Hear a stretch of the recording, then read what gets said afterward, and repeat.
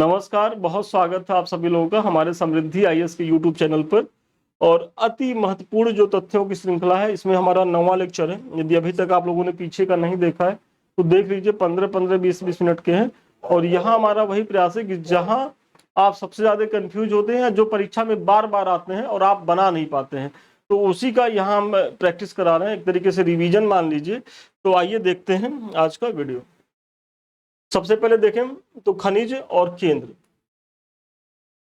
तो कोयला जो है वो खनिज है और इसके प्रमुख केंद्र कहाँ है भारत में? तो मकुम में है, झरिया में है, झरिया झारखंड में, तलचर उड़ीसा में है। तो ये आप लोग देख लेंगे। फिर लौह अयस्क के देखेंगे तो डल्ली राजहरा, गुरु महिसानी और बैलाडीला, ये सब जो क्षेत्र है ये सब लौह अयस्क के लिए प्रसिद्ध है। इसी तरीके से तांबा को अगर देखेंगे तो तांबा में खेतड़ी है, और ये खेतड़ी कहाँ है? तो राजस्थान में है। बॉक्साइट जो है वो कोरापुट में है, और अभ्रक जो है नेल्लोर आंध्र प्रदेश के में है। मैग्नीज का जो उत्पादन होता है, जो मिलता है, तो कहाँ? तो चित्रदुर्ग में है। और जस्ता जो है राजस्थान के उदयपुर में। वेरी इंपॉर्टेंट है। हीरा पन्ना और सतना, ये पन्ना और सतना कहाँ है? मध्य प्रदेश में है। यूरेनियम जादूगुड़ा, कई बार पूछा गया है। और टिन छत्तीसगढ़। समझ लीजिए कि टिन को लेकर के प्रश्न आ जाए तो टिन का सबसे ज्यादा जो उत्पादन होता है वो छत्तीसगढ़ में ही होता है। तो आप लोग आंख मूंद के जो है छत्तीसगढ़ लगाइएगा। चलिए, औद्योगिक क्षेत्र। तो किनकी औद्योगिक क्षेत्र कहाँ है? तो जापान में, कई बार पूछा गया है। इसी तरीके से कैंटन जो है वो चीन में है। लॉरेन कहाँ है? लॉरेन फ्रांस में है। बेलो हॉरिजॉन्टाले जांटले ब्राजील में। बेलो हॉरिजॉन्टले ब्राजील। बुफरताल जर्मनी में है। और जब आया था तो ये जनरली बच्चे गलत किए थे, और आयोग ऐसे कुछ नए क्वेश्चंस देता भी है, क्योंकि वो तो कभी नहीं चाहेगा कि आप 150 में 150 करके आइए, और करने की जरूरत भी नहीं है भाई। आपको पीटी ही पास होना है, पीटी चैंपियन तो बनना नहीं है। ये ऐसा नहीं है कि पीटी में आप 10 नंबर ज्यादा कर लेंगे तो आपको मेंस में फायदा मिल जाएगा। पीटी तो एक भीड़ छाटने का जरिया है।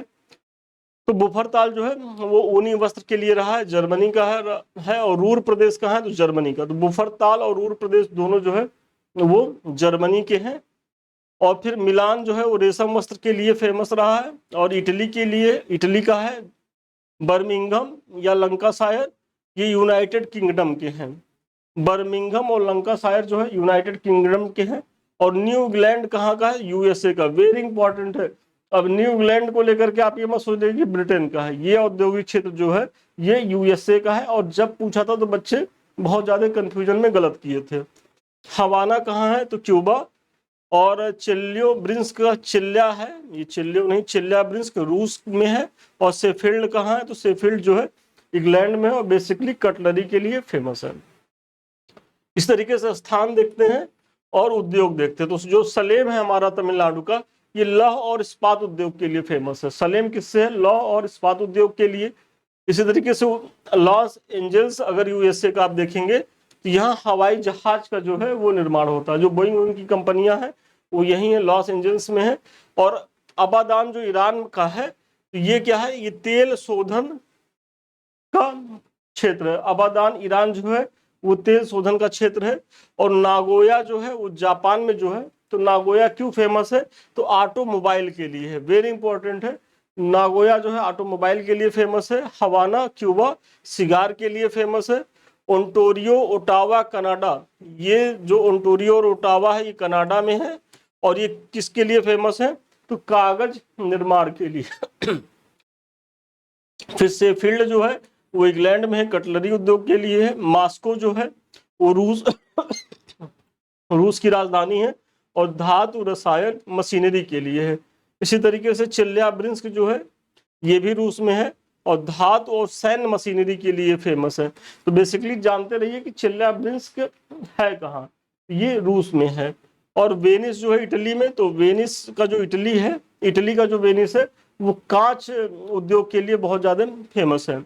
ह्यूस्टन जो है यूएसए में है, तेल और प्राकृतिक गैस के लिए प्रसिद्ध है। जोहान्सबर्ग जो दक्षिण अफ्रीका का है, तो जोहान्सबर्ग जो है वो सोने कि वहाँ बड़े बड़े खान पाए जाते हैं। तो सोना प्रोडक्शन के लिए दक्षिण अफ्रीका का जोहान्सबर्ग महत्वपूर्ण है। फिर खनिज और केंद्र देखते हैं, तो लोहा जो खनिज है उसके जो प्रमुख केंद्र है वैश्विक स्तर पर, तो लॉरेन फ्रांस का, मिडलैंड यूके का, किरुना स्वीडन का, कोस्ताने कजाकिस्तान का और मेसाम्बी रेंज यूएसए का है। सारे से प्रश्न आए हैं। ये सारे जो स्थल है और जिस देश में है, देखिए लिखा भी हुआ है, ये सब किस खनिज से संबंधित है, तो ये सब लोहे से संबंधित है।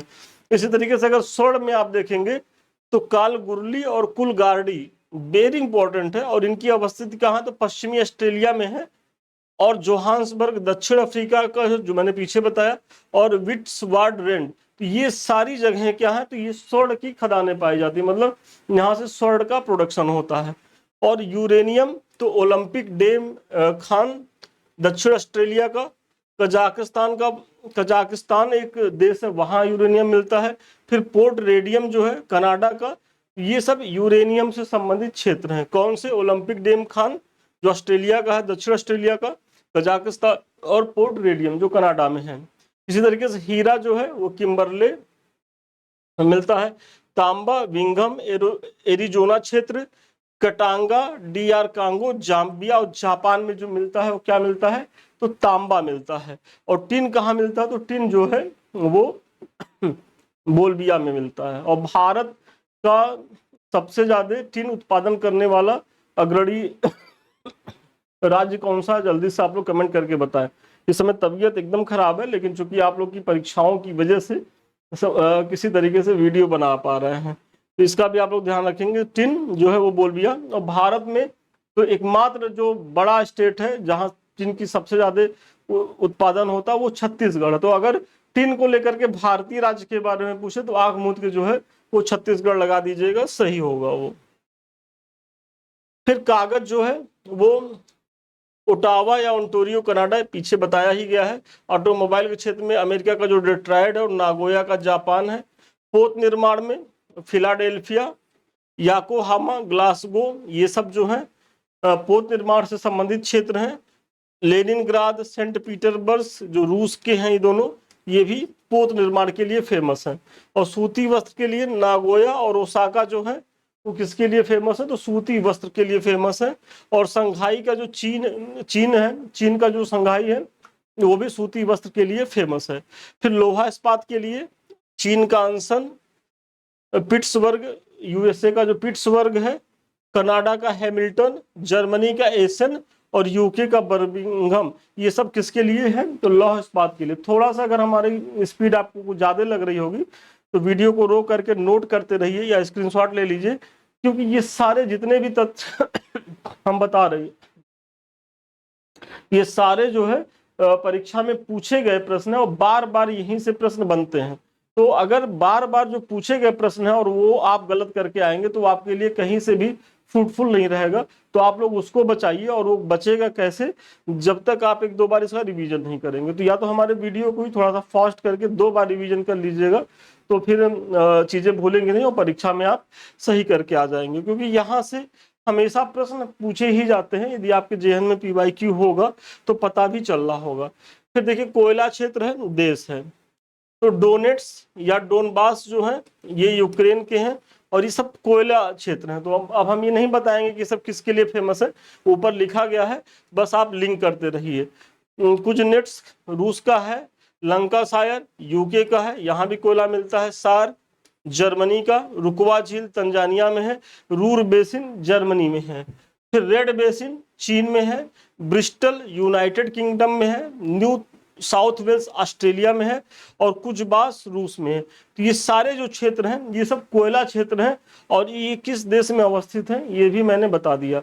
तो बहुत महत्वपूर्ण है, आप लोग जो है इसको स्क्रीनशॉट ले लें या नोट कर लें, क्योंकि यहाँ से क्या है ना कि कई बार तो ये पूछा है कि ये जो कोयला क्षेत्र किस देश से संबंधित है, और कभी कभी ये पूछ लिया कि जो क्षेत्र है ये किससे संबंधित है। जैसे डोनेट्स है, ये किस मतलब यूक्रेन का डोनेट्स किस खनिज के लिए संपन्न है, तो उसमें लोहा भी दे देगा, कोयला भी दे देगा, फिर पेट्रोलियम दे देगा। तो ऐसे में आपको कंफ्यूज नहीं होना, ये कोयला के लिए फेमस है। तो आप लोग जान लीजिए कि कौन किससे फेमस है। इंद्रधनुष के दृश्य रंगों का क्रम है, वेरी इंपॉर्टेंट है, कई बार आया है। तो देखिए जब इंद्रधनुष के रंगों का क्रम आए तो सबसे पहले लाल है, फिर नारंगी है, पीला है, हरा है, और हरा बीच में। एक बार तो यही पूछ लिया था इसमें जो है हरा कौन है, तो वही है। और फिर नीला, जामुनी, बैगनी, और विबजियोर से आप करेंगे तो आपको पता भी चल जाएगा। जब बर्फ पिघलती है तो आयतन जो है क्या होता है, तो जब बर्फ पिघलती है तो आयतन बढ़ता नहीं है, घटता है। जनरली जो फ्रेशर बच्चे होते हैं वो बढ़ने पे लगा देते हैं, तो ऐसा नहीं, जब बर्फ पिघलती है तो उसका आयतन जो है वो घटता है। टेलीविजन के दूरस्थ नियंत्रण के लिए रिमोट कंट्रोल द्वारा प्रयुक्त होता है, तो क्या होता है, औरक्त विकिरण। मतलब जो हम लोग रिमोट कंट्रोल यूज करते हैं टीवी का, तो उसमें कौन सी किरण पाई जाती है, तो उसमें इंफ्रारेड जो किरणें होती हैं उनका उपयोग किया जाता है, औरक्त विकिरण का। फिर जलप्रपात और इनकी अवस्थिति, तो जोग जलप्रपात को देखते हैं तो ये शरावती नदी पर है, कर्नाटक में। बहुत बार पूछा गया है, जोग जलप्रपात शरावती नदी, कर्नाटक। दूध सागर जलप्रपात मांडवी नदी, गोवा। कुंचिकल जलप्रपात कर्नाटक में है, वेरी इंपॉर्टेंट है। नोहा नोहा काली कई, तो नोहा काली कई कहाँ है, तो मेघालय में है। इसी तरीके से धुआंधार जलप्रपात कहाँ है, तो भेड़ाघाट जबलपुर में है, और ये मध्य प्रदेश के नर्मदा नदी पर है, वेरी इंपॉर्टेंट है। धुआंधार जलप्रपात तो ये नर्मदा नदी पर है, भेड़ाघाट जबलपुर के मध्य प्रदेश में। और चित्रकूट जलप्रपात कहाँ है, तो भारत का इसे नियाग्रा कहते हैं। और चित्रकूट को लेकर के बच्चे जो है अपना, उत्तर प्रदेश वाले बच्चे क्या करते हैं कि चित्रकूट जलप्रपात आया और उत्तर प्रदेश का चित्रकूट लगा दिए, तो उनको लगता है कि उत्तर प्रदेश में ही होगा, और वहां भी पहाड़ है, विंध्याचल रेंज है, तो बच्चे गलत कर जाते हैं। तो ये उत्तर प्रदेश का चित्रकूट नहीं है, ये छत्तीसगढ़ का चित्रकूट है, इंद्रावती नदी पर है ये जो जलप्रपात है, तो इसका भी आप लोग ध्यान रखेंगे, बहुत महत्वपूर्ण प्रश्न है। फिर जलप्रपात विशेष तत्व, शिव समुद्रम प्रपात कहाँ है, तो कर्नाटक कावेरी नदी पर है। कपिला धारा मध्य प्रदेश के नर्मदा नदी पर है। एंजल जलप्रपात कहाँ, तो वेनेजुएला में स्थित विश्व का सबसे ऊंचा जलप्रपात है, वेरी इंपॉर्टेंट है। एंजल जलप्रपात विश्व का सबसे ऊंचा जलप्रपात कहाँ है, तो वेनेजुएला नदी पर, वेनेजुएला में है, जो एक देश है, और ये दक्षिण अमेरिका महाद्वीप का देश है। स्टैनले तथा लिविंग स्टोन जो प्रपात है, वेरी इंपॉर्टेंट है। स्टैनले तथा लिविंग स्टोन जलप्रपात यह कांगो जायरे नदी पर स्थित है। नियाग्रा जलप्रपात कनाडा एवं संयुक्त राज्य अमेरिका की सीमा पर इरी और अंटोरियो झीलों के मध्य स्थित है, वेरी इंपॉर्टेंट है नियाग्रा।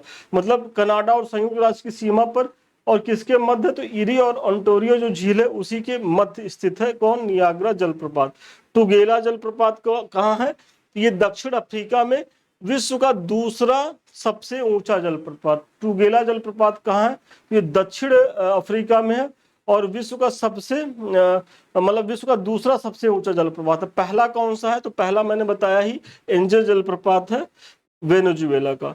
देखिए ये आगे बढ़ने से पहले सॉरी, मुख्य परीक्षा के को लेकर के हमारे मेंटरशिप बैच चलाए जा रहे हैं संस्थान के द्वारा, तो यदि अभी तक आप लोगों ने इसे ज्वाइन नहीं किया तो ज्वाइन करें, क्योंकि मुख्य परीक्षा में जब तक आप आंसर राइटिंग नहीं करेंगे, या भी आप आरओ की परीक्षा दे रहे हैं तो आपको लग रहा होगा पीटी ही बहुत टफ है, लेकिन फाइनली असली लड़ाई तो मेंस में होगी, क्योंकि वहाँ सारे क्रीम बच्चे रहेंगे, और मेंस की लड़ाई आप तभी बेहतर जीत सकते हैं, बेहतर स्थिति में होंगे जब उसकी खूब बढ़िया प्रैक्टिस हो। तो ऐसे में हमारे जो मेंस के बैच हैं तो उससे जुड़िए। मेंटरशिप बैच अभी जल्दी ही शुरू हुआ है। इसमें क्या है कि डेली हम आपको प्रश्न देंगे, आप लिख करके दिखाएंगे, इस तरीके से मूल्यांकन होगा। देखिए जो भी कमी है वो बताई गई है। यदि आपका 1 नंबर आधा नंबर भी कटा है तो क्यों कटा है और कैसे आप इंप्रूव कर सकते हैं, ये सारी चीजें जो है एक्सपर्ट के द्वारा कमेंट करी जाती हैं, और फिर जो है लास्ट में हम मॉडल आंसर भी देते हैं। और अब फिर हमारा प्रयास ये है कि हम आपके सभी पेपर मिला करके, मतलब 1 से लेकर के जो 6 तक है उससे 750 प्लस प्रश्न कराएं, ताकि मुख्य परीक्षा में यदि आप इतना प्रैक्टिस करके जाएंगे तो बहुत अच्छी स्थिति में रहने वाले हैं। तो यदि अभी तक आप लोगों ने इसको ज्वाइन नहीं किया है तो ज्वाइन करें, नंबर फ्लैश कर रहा होगा। चलिए, स्थल और पवन बहुत बार बहुत महत्वपूर्ण है, और आप लोग के भी मन में ये जिज्ञासा होगी कि सर अभी वो वाला चैप्टर तो नहीं आया जो पवनों से प्रश्न बनते हैं, तो वो भी आ गया, देख लेते हैं। तो आल्पस पर्वत स्विट्जरलैंड में है, और ये फान जो पवन, तो फान पवन कहाँ पाई जाती है, तो आल्पस पर्वत के स्विट्जरलैंड में। फिर बोरा कहाँ है, तो बोरा जो है इटली में, मिस्ट्रल राइन घाटी में, हमसिन जो पवन बहती है कहाँ बहती है, तो ये मिस्र में बहती है। चिनूक जो है संयुक्त राज्य अमेरिका का जो है वो स्थानीय पवन है। और इसी तरीके से जो सिराको है वो सहारा रेगिस्तान में बहती है। और इटली में रुधिर वर्षा के लिए, जो इटली में रुधिर वर्षा होती है उसके लिए सिराको को ही जिम्मेदार माना जाता है। और उसके पीछे का क्या कारण है, तो यहाँ अगर हम बताने लगेंगे तो क्लास लंबी हो जाएगी और जरूरत भी नहीं है, बस इसको आप देख लीजिए। फिर पुस्तक और लेखक बहुत महत्वपूर्ण है। The problem of the far east, Japan, Korea, चीन, तो ये किसके द्वारा लिखी गई है, जॉर्ज एन कर्जन के द्वारा। मतलब the problem of the east तो जॉर्ज कर्जन के द्वारा लिखी गई है। और जवाहरलाल नेहरू ए बायोग्राफी, तो इसके लेखक कौन है, फ्रैंक मॉरिस है। स्प्रिंगिंग टाइगर सुभाष चंद्र बोस का जीवन वृत्त है और इसके जो लेखक हैं ह्यू टोए हैं। तो ह्यू टोए की रचना स्प्रिंगिंग टाइगर जो सुभाष चंद्र बोस के जीवन से संबंधित है। मदर इंडिया, तो मदर इंडिया के लेखक कौन है, lady Catherine Mayo. Mother India lady Catherine Mayo. The Muslim of British India, Peter Hardy, very important है। The Muslim of British India, Peter Hardy. और modern Islam in India, W.C. Smith. ये सारी पुस्तकों को आप देख लीजिएगा, बार बार यहाँ से प्रश्न बनते हैं। फिर इसी तरीके से और भी पुस्तकें हैं। The man who divided India, तो रफीक जकारिया है। The philosophy of bomb, Bhagwati Charan Bohra है। The roots of ancient India, W.A. Fairservis है, वेरी इंपॉर्टेंट है। The roots of ancient India, W.A. Fairservis. The Indian war of independence, B.D. Savarkar, 20 बार पूछा गया प्रश्न है। Awadh in revolt 1857 to 58, Rudrangshu Mukherjee हैं ये। Politics in India, Rajni Kothari हैं। मैं अनिश्वरवादी क्यों, भगत सिंह। और an introduction to the dreamland, very important है, ये भी भगत सिंह की है। तो देखिए मैं अनिश्वरवादी क्यों हूं, तो ये तो जनरली बच्चे जानते हैं भगत सिंह का, लेकिन an introduction to the dreamland ये भी भगत सिंह की रचना है, इसका भी आपको ध्यान रखना है। इसी तरीके से अनहैप्पी इंडिया, लाला लाजपत राय। और इंडियन अनरेस्ट जो है वो वैलेंटाइन सिरोल की रचना है। तो आप लोग इसको भी देख लें, स्क्रीनशॉट ले लें। प्राथमिक नगरीकरण की प्रक्रिया को वृहद परंपरा के विकास से विशेषीकृत किया जाता है। यह विचार दिया था, किसने दिया था, तो रेडफील्ड तथा सिंगर ने, वेरी इंपॉर्टेंट है। और प्रमुख अधिनियम कानून तथा उनके पारित होने का वर्ष, तो बहुत बार पूछा गया पर्यावरण संरक्षण अधिनियम कब पारित हुआ था, तो 1986 में। पर्यावरण संरक्षण अधिनियम 1986 में। जैव विविधता अधिनियम तो 11 दिसंबर 2002 को, जैव विविधता अधिनियम 11 दिसंबर 2002 को। वन्य जीव संरक्षण अधिनियम तो 9 सितंबर 1972 को। और जल प्रदूषण निवारण एवं नियंत्रण उपकरण क्या था, 1977 में। और एगमार्ग अधिनियम कब आया था, तो 1937 में। और जानते हैं आप लोग, इसको इसलिए याद कर लीजिए क्योंकि करता क्या है कि वो क्रम मिलाने को दे देता है, तो आप लोग कंफ्यूज जाते हैं कि कौन ऊपर है कौन नीचे।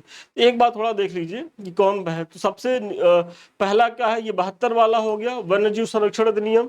फिर 77 में आता है जल प्रदूषण निवारण वाला, ये याद रखिएगा। और इससे भी अगर नीचे देखेंगे तो एगमार्ग अधिनियम 1937 में ही आ गया था। और पर्यावरण संरक्षण अधिनियम 86 में आया था। और सबसे बाद में जैव विविधता अधिनियम आया था 2002 में। चलिए, पर्वतीय दर्रा और राज्य, तो सबसे महत्वपूर्ण ये है कि जेलेपला और नाथुला कहाँ है। तो देखिए नाथुला को तो सिक्किम बच्चे लगा देते हैं, लेकिन जब जेलेपला आ जाता है तो कंफ्यूज होते हैं। तो जेलेपला भी जो है वो कहाँ है, सिक्किम में ही है। इसी तरीके से बनिहाल, चांगला, जोजीला, ये सब कहाँ है, तो जम्मू कश्मीर के दर्रे हैं। रोहतांग, सिपकीला कहाँ है, तो हिमाचल प्रदेश के दर्रे हैं। नीति, माना और लिपुलेख ये सब उत्तराखंड के दर्रे हैं। और बूमला, बोमडीला, सेला ये अरुणाचल प्रदेश के हैं। पालघाट कहाँ का है, तो केरल का है। आप लोगों को कमेंट करके बताना है थालघाट और भोरघाट जो दर्रा है वो कहाँ पाया जाता है। देखिए पालघाट केरल मैंने बता दिया, जल्दी से कमेंट करके बताएं थालघाट और भोरघाट जो दर्रा है ये कहाँ पाया जाता है। और जो भी सीरियस बच्चे होंगे जरूर कमेंट करेंगे, मुझे भरोसा है। देखिए भारत की 10 की वृद्धि दर 17.7%। रिवीजन कर लेते हैं जनसंख्या वाले में, तो मैंने विस्तार से कराया है, यदि आप लोगों ने वो वीडियो नहीं देखा हो तो जा करके देख लें। जनगणना 2011 का आदर्श वाक्य क्या था? तो आवर सेंसस आवर फ्यूचर, हमारी जनगणना हमारा भविष्य। और जल्दी से आप लोग कमेंट करके बताएं कि जो 2011 में जनगणना हुई थी वो कौन सी जनगणना थी, उसका क्रम क्या था। जल्दी से कमेंट करें, क्योंकि अभी अगली जो जनगणना है वो घोषित हुई है होने की, 2027 से होगी।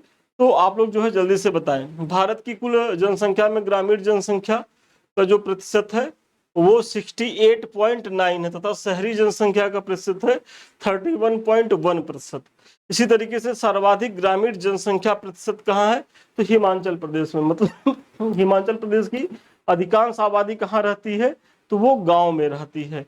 और सर्वाधिक नगरीय जनसंख्या का जो प्रतिशत है वो दिल्ली में है। मतलब दिल्ली में जो है सर्वाधिक आबादी जो है प्रतिशत के रूप में वो शहरों में रहती है।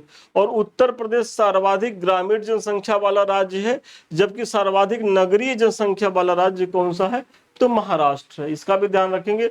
देखिए यहाँ प्रतिशत में कंफ्यूज नहीं होगी, जब प्रतिशत पूछे तो ग्रामीण में तो हिमाचल प्रदेश है, शहरी में दिल्ली है। लेकिन अगर केवल जनसंख्या पूछे तो चूंकि जनसंख्या तो सबसे ज्यादा उत्तर प्रदेश महाराष्ट्र के ही होंगे, तो ग्रामीण जनसंख्या सबसे ज्यादा उत्तर प्रदेश में निवास करेगी, शहरी महाराष्ट्र में होगी।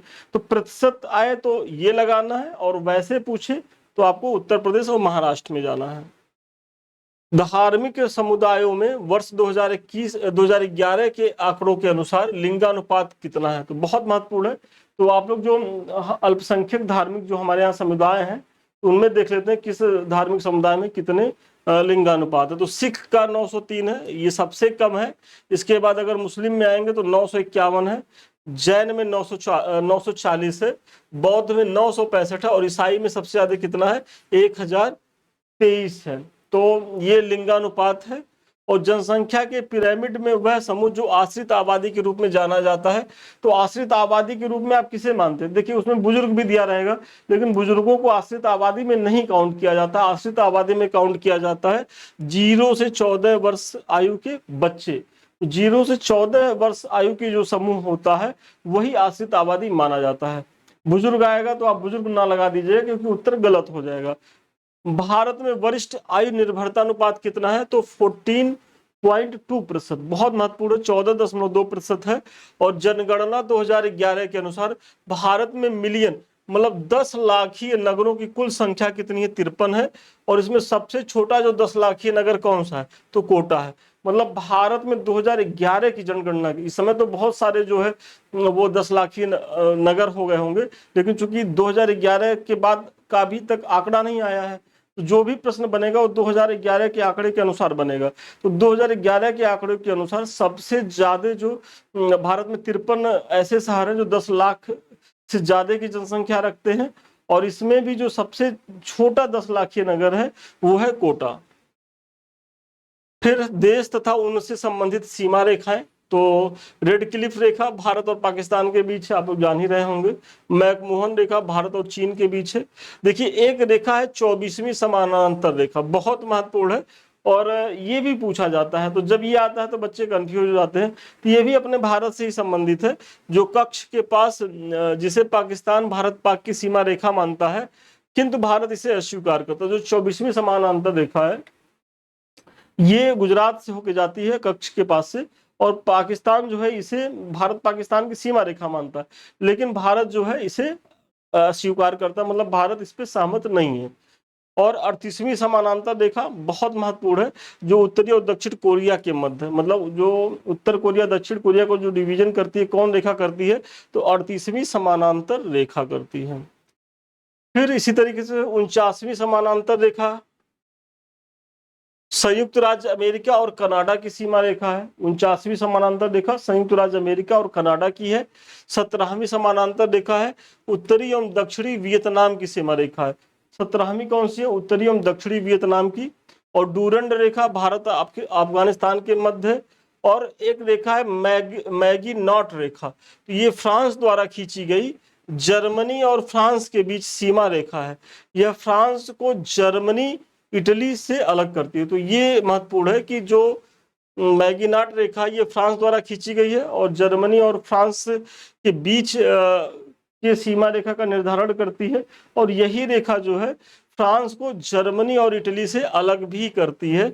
तो महत्वपूर्ण रेखा कई बार पूछा गया है, तो आप लोग इसको भी देख लेंगे।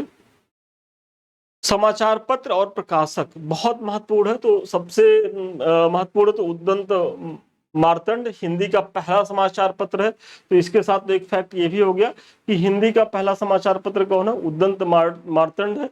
और इसके संपादक कौन है, तो जुगल किशोर शुक्ल हैं। द लीडर, तो द लीडर जो समाचार पत्र है मदन मोहन मालवीय इसके प्रकाशक संपादक है, ये बेसिकली संपादक होगा।